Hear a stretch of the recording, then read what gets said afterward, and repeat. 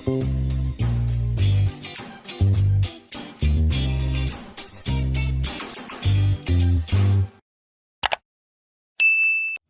நான் உங்கள் Shabdeena. Welcome back to Shabdeena's kitchen. இன்றைக்கி நம்ம கிச்சனில் பார்க்க போகிற ரெசிபி என்ன கேட்டினா பூரி.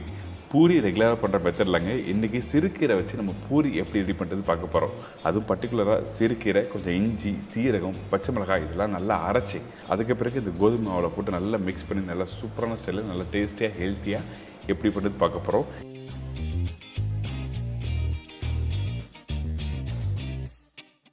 இதோட இந்த பூரிக்கு உருளைக்கிழங்கு மசாலா ரெடி பண்ண போகிறோம்.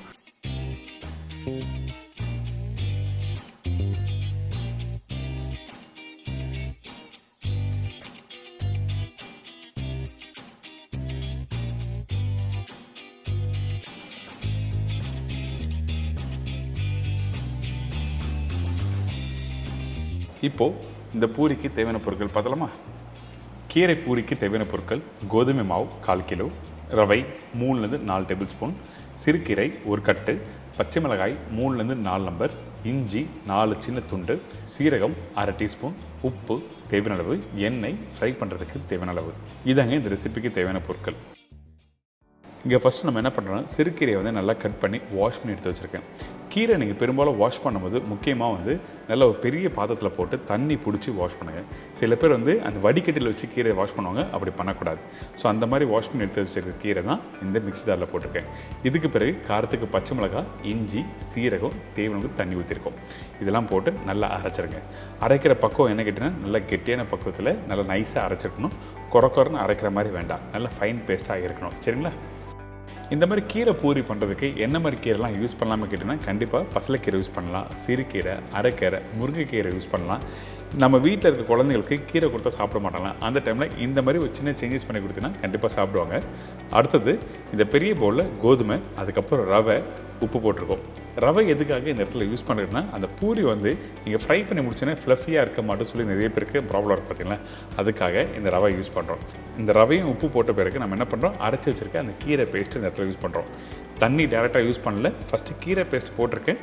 உங்களுக்கு தண்ணி தேவைப்பட்டால் மிக்ஸ் பண்ணி முடித்த பிறகு நீங்கள் யூஸ் பண்ணலாம்.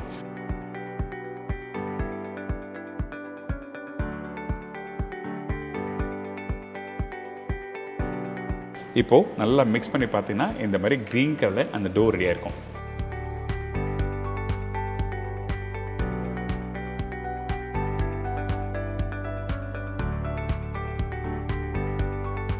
இப்போது இந்த டோவை நீங்கள் மிக்ஸ் பண்ணும்போது முக்கியமாக நல்லா டைட்டாக மிக்ஸ் பண்ணிக்கணும், லூஸாக மிக்ஸ் பண்ணக்கூடாது. அப்போ தான் உங்களுக்கு பூரி நல்லா சாஃப்டாக மெது நல்லா உப்பி வரும். அதுக்கு பிறகு கரெக்டாக 10 to 15 மினிட்ஸ் ரெஸ்ட் விடுங்க.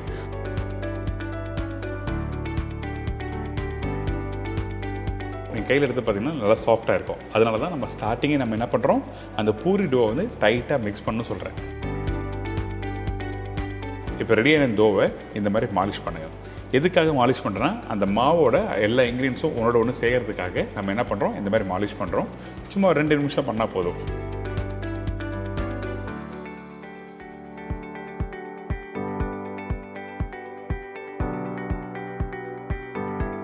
அதுக்கு பிறகு நம்ம என்ன பண்ணுறோன்னா, கட் பண்ண போகிறோம். அதனால் நல்லா ரவுண்ட் ஷேப்பில் ரோல் பண்ணி எடுத்துருக்கேன். எதுக்காக இந்த மாதிரி ஸ்டெப் பை ஸ்டெப்பாக பண்ணுறீங்கன்னா காரணம் இருக்குது. அப்போ தான் உங்களுக்கு எல்லாமே ஒரு ஈவன் சைஸில் நீங்கள் கட் பண்ணி ஃப்ரை பண்ண முடியும். அதுக்காக இந்த மாதிரி ரவுண்டாக ஷேப்பில் கட் பண்ணிவிட்டு கையில் கொள்கிற அளவுக்கு இந்த மாதிரி ரஃபாக கட் பண்ணிக்கோங்க. அதுக்கு பிறகு நம்ம என்ன பண்ணுறோன்னா, ஒரு பீஸ் எடுத்து இந்த மாதிரி மடிக்க ஆரம்பிக்கணும். அதுவும் பர்டிகுலராக பார்த்தீங்கன்னா, இந்த பெரிய விரல் பார்த்தீங்கன்னா, பெரிய விரல் பின்பகுதியில் வச்சு நீங்கள் மடிக்கும் போது என்ன வேணும்னா, இந்த மாதிரி இன்னொரு கையில் பேட்டர் ரெடி ஆகும். எதுக்காக இந்த மாதிரி பண்ணோன்னா, அந்த சைஸ் எல்லாம் ஒரே ஈவனாக கிடைக்கும். வீட்டில் நிறைய பேருக்கு பிரச்சனை வரும் பார்த்தீங்களா, எனக்கு பெரிய பொரி, உனக்கு சின்ன பொரி வந்துருச்சு அப்படின்னு சொல்லி வருவாங்க பார்த்தீங்களா. அந்த மாதிரி ப்ராப்ளம் வராமல் இருக்குன்னா இந்த மாதிரி நீங்கள் பண்ணலாம். அப்படி இல்லை உங்களுக்கு எது கம்ஃபர்டபுளாக இருக்கோ நீங்கள் கட் பண்ணி தேய்க்க வேண்டியதுதான்.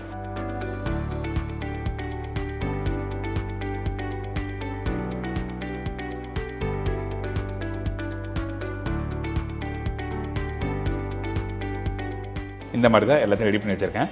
அடுத்தது நம்ம தேய்க்க போகிறோம். இந்த இடத்துல ஆயிலும் யூஸ் பண்ணலாம், கோதுமை மாவும் யூஸ் பண்ணலாம். நீங்கள் ஃப்ரெஷ்ஷாக இந்த மாதிரி தேய்ச்சி நீங்கள் ஃப்ரை பண்ண போகிறீங்கன்னா கோதுமை மாவை யூஸ் பண்ணுங்கள். இல்லை வீட்டில் ஒரு 10 பேர் 5 பேர் வந்திருக்காங்க, எல்லாருக்கும் ஒரே டைமில் தரணும்னு வச்சுன்னா அந்த டைமில் கொஞ்சோண்டு ஆயில் அந்த கட்டிங் போர்டு அப்ளை பண்ணிட்டு அதுக்கப்புறம் இந்த மாதிரி தேய்க்க ஆரம்பிக்கலாம். அப்போ என்னன்னா ஒன்றோட ஒன்று ஒட்டாது. இதான் விஷயம், வேறு எதுவுமே இல்லை. இப்போ இந்த பூரியை வந்து நல்லா தேய்ச்சி எடுத்துருக்கேன். இந்த மாதிரி தின்னாக இந்த மாதிரி தேய்ச்சி எடுத்துக்கங்க, திக்காக இருக்கக்கூடாது. அதுக்கு பிறகு நம்ம என்ன பண்ணுறோன்னா, அந்த கோதுமை மாவு யூஸ் பண்ணியிருக்கோம்ல, அந்த கோதுமை மாவு கொஞ்சம் அதிகமாக இருந்ததுன்னா எண்ணெயில் ஃப்ரை பண்ணும்போது எண்ணெய் வந்து அழுக்காகிறதுக்கு வாய்ப்பு இருக்குது. அதனால் நம்ம என்ன பண்ணுறோம், தேய்ச்சி வச்சுருக்க அந்த பூரியை வந்து லைட்டாக டஸ்ட் பண்ணுறோம். அதாவது நம்மளோட 2 கையில் லைட்டாக பெரட்டினா இந்த எக்ஸஸாக இருக்க அந்த மாவுலாம் வெளியே வந்துடும். அதுக்கு பிறகு உங்களுக்கு ஷேப் வேணும்னு நினச்சிங்கன்னா அந்த டைமில் இந்த மாதிரி கட்டரை வச்சு நீங்கள் கட் பண்ணிக்கலாம்.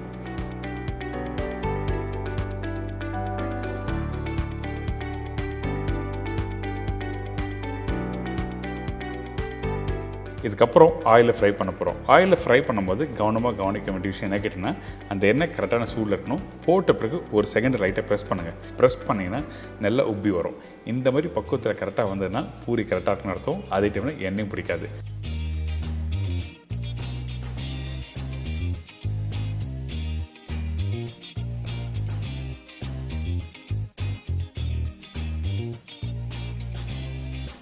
இன்னொரு முக்கியமான விஷயம், எண்ணெய் ரொம்ப சூடு வச்சு போட்டாலும் அந்த பூரியோட க்ரீன் கலர் கிடைக்காது, கலர் மாற ஆரம்பிச்சிடும். அதனால் கரெக்டான சூடில் வச்சு நீங்கள் போட்டால் தான் இந்த மாதிரி பூரி கிடைக்கும். நம்ம வீட்டில் இருக்க குழந்தைங்களுக்கு இந்த மாதிரி ரெசிபி வீட்டில் ட்ரை பண்ணி பாருங்கள், கண்டிப்பாக விரும்பி சாப்பிடுவாங்க. நீங்கள் சாப்பிடும்போது அந்த சிரிக்கையோட அந்த டேஸ்ட், அந்த ஃப்ளேவர் எல்லாமே கிடைக்கும். அடுத்தது இந்த பூரிக்கு உருளைக்கிழங்கு மசாலா ரெடி பண்ண போகிறோம். அந்த உருளைக்கிழங்கு மசாலா எப்படி ரெடி பண்ணது பார்ப்போம்.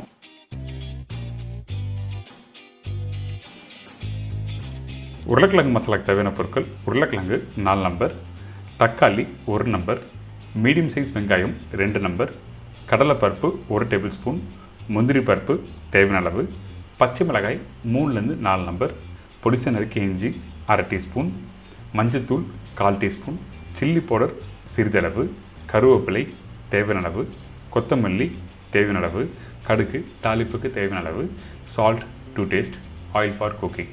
இதாங்க இந்த உருளைக்கிழங்கு மசாலாவுக்கு தேவையான பொருட்கள். இப்போது இந்த பூரி மசாலா பண்ணுறதுக்கு நம்ம தாளிப்பு போட்டு ஆரம்பிக்கிறோம். அதனால் கொஞ்சமாக எண்ணெய் ஊற்றிருக்கேன்.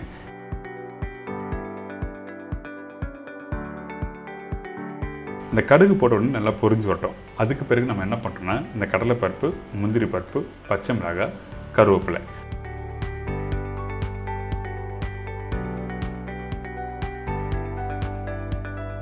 அதுக்கு பிறகு இந்த வெங்காயம். இந்த வெங்காயம் பாருங்கள் 1/2 கட் பண்ணி இந்த மாதிரி தின் ஸ்லைஸாக கட் பண்ணி போட்டிருக்கோம். அதாவது பிரியாணிக்கு எப்படி கட் பண்ணுவீங்க அதே மாதிரி கட் பண்ணி போட்டிருக்கோம். அப்போ தான் இந்த பூரி மசாலா கம்ப்ளீட் பண்ணி முடிச்ச பிறகு சாப்பிட்றதுக்கு ரொம்ப நல்லாயிருக்கும். அதனால தான் இந்த மாதிரி வெங்காயம் கட் பண்ணி போடணும்னு சொல்கிறேன். அடுத்து நம்ம என்ன பண்ணுறோன்னா, இந்த வெங்காயம் ரொம்ப நேரம் குக் பண்ணக்கூடாது. அதிகபட்சம் ஒரு 30% அளவுக்கு பதுக்கிட்டு பொடிசாக கட் பண்ணி வச்சுருக்க இஞ்சி ரொம்ப பெருசாக போடணும்னா முடிஞ்ச அளவுக்கு பொடிசாக கட் பண்ணி போடுங்க. கொஞ்சம் பெருசாக போட்டிங்கன்னா சாப்பிடும்போது சில பேருக்கு வந்து பிடிக்காது. அதனால தான் எந்த அளவுக்கு பொடிசாக கட் பண்ணீங்களோ அந்த அளவுக்கு பொடிசாக கட் பண்ணி போடுங்க. இதுக்கு பிறகு இந்த வெங்காயத்தை பாருங்கள், இந்த மாதிரி லைட்டாக வதங்கிருக்கணும். திருப்பி சொல்கிறேன், 30% அளவுக்கு வதங்கினா மட்டுமே போதும். இந்த இடத்துல கொஞ்சம் மஞ்சள் தூள் போட்டிருக்கேன். இதுக்கப்புறம் சில்லி பவுடர் வீட்டில் நிறைய பேர் போட மாட்டீங்க. ஆனால் கொஞ்சமாக சில்லி பவுடர் போடுங்க. சிறிதளவு மட்டும் போட்டால் போதும், அதிகமாக வேண்டாம். அதிகமாக போட்டால் கலர் மாறிடும், டேஸ்ட்டும் மாறும். இப்போது இந்த சில்லி பவுடர் மஞ்சள் தூள் போட்ட பிறகு லைட்டாக வதக்கிட்டு கொஞ்சமாக தண்ணி ஊற்றி நல்லா குக் பண்ண ஆரம்பிக்கிறோம்.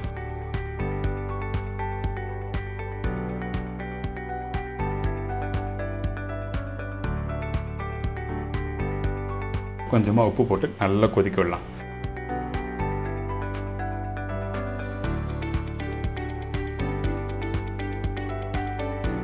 இந்த மாதிரி கொதிச்சு வர டைமில் அந்த வெங்காயம் என்ன ஆகிடுன்னா நல்லா வெந்துடும். அதே டைமில் நல்லா சாஃப்டாக இருக்கும். நீங்கள் அந்த உருளைக்கிழங்கு, வெங்காயம், தாளிப்பு இதோட மிக்ஸ் பண்ணி சாப்பிடும்போது அந்த வெங்காயம் கடிச்சுன்னுச்சிங்க கொஞ்சம் லைட்டாக இனிப்பு தன்மை தெரியும். அதனால தான் இந்த மாதிரி பாயில் பண்ணு சொல்கிறேன். இதுக்கப்புறம் வேக வச்ச உருளைக்கிழங்கு நல்லா கையில் பிசைஞ்சு போடுங்க. ரொம்ப பெருசாக கூடாது. இந்த மாதிரி ஒரு 80% அளவுக்கு நல்லா கையிலே மேஷ் பண்ணி போடுறோம்.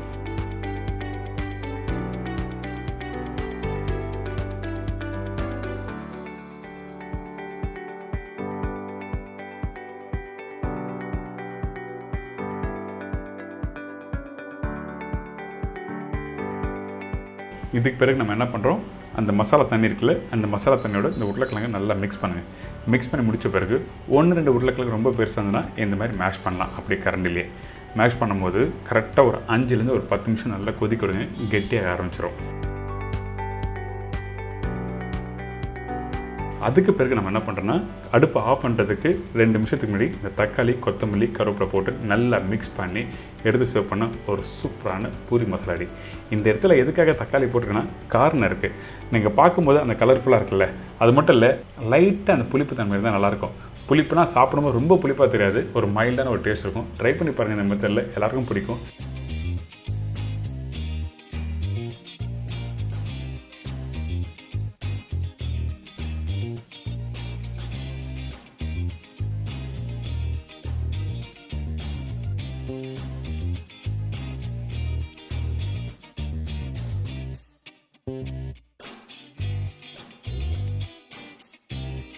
Thank you.